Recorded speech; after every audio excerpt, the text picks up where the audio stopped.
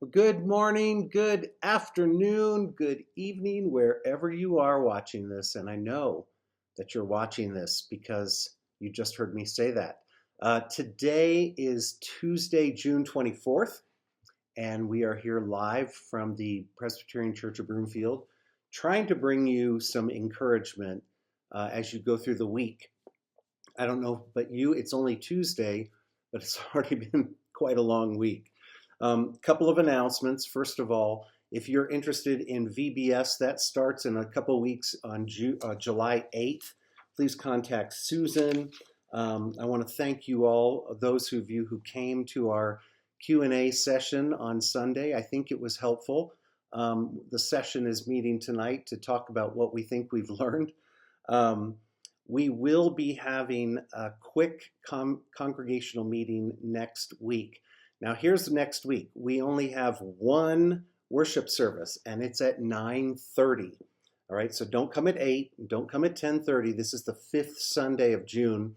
So the hope is we will have one service at 9:30 and then a potluck brunch in the ministry center after that. Right after the service, we will be having a very, very brief congregational meeting to elect a deacon and an elder. These are two men that are filling two spots, Butch Bailey as a deacon, Bob Pearson as an elder.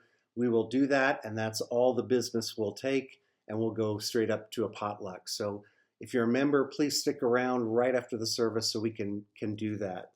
I was also told there will be no women's coffee clatch this month. So you need to know that. Don't come on the third Saturday of the month because it won't be happening. All right, here's my insight or hopeful insight to you today. I don't really have a verse, but I know we have become people who expect God to act. We say God is almighty, and indeed he is, or God is sovereign, and he is. But sometimes we expect him to act quickly. And I think this comes as we are sort of disciples of the internet. You know, you want to find out something quick, so you Google it, and there it is. You want to order something, you go to Amazon, click it, and it's there on your porch the next morning or even that day.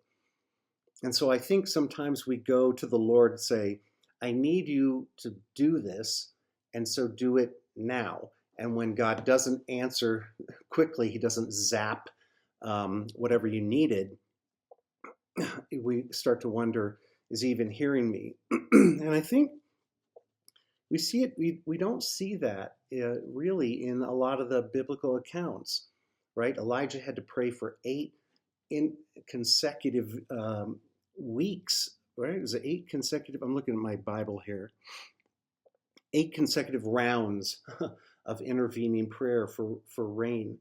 Mary and Joseph were told something, but then needed angels to reaffirm and redirect. It didn't just zap it. God doesn't do zap prayers. Lord, I need a new car. Zap, there it is, and I expect you to do that. And let's be honest. I think sometimes we do that because we've adopted that perspective because it relieves us of strenuous prayer, right? It relieves us of having to set aside time and go to the Lord in prayer and listen to what he says and reading the word and feasting on that to see what he's doing. So it's not, prayer isn't just asking God to do something and say, God, zap it. We need intervening prayer, and sometimes that takes time, and sometimes it takes repetition. But as we invoke that, as we go to the Lord saying, Lord, this is so important. I know our church is talking about a lot of different things regarding those amendments that we've been talking. We need to be in prayer. We need to be asking God, what is it that you're saying in this?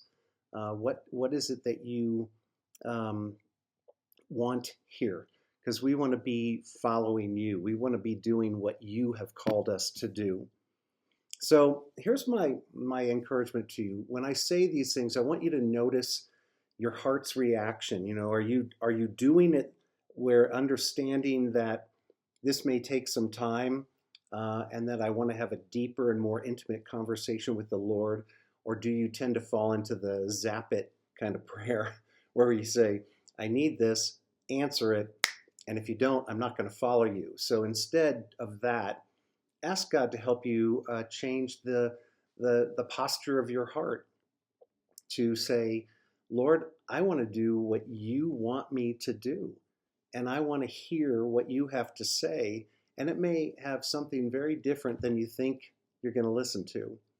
I hope you have a great week, and I will talk to you soon. Next time I talk to you, it will be July. Have a great week.